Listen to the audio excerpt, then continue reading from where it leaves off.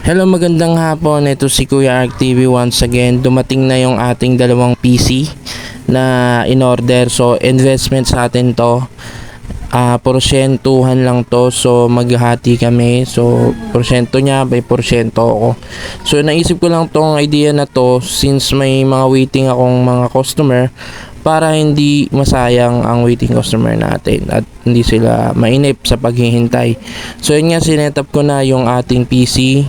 Meron na rin yung setup na ginawa ko na auto shutdown. So ayan, inayos ko na rin yung timer.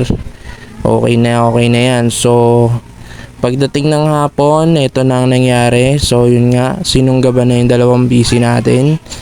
So yung ibang PC, siyempre may mga customer din tayo dyan. So puno tayo ngayon, 6 na customer. So kung may darating pa, wala na tayong bakante. So waiting na yung darating pa ngayon. So, yun lang update natin ngayon sa Kuya Ark Computer Shop. So, maraming salamat sa pagsuporta.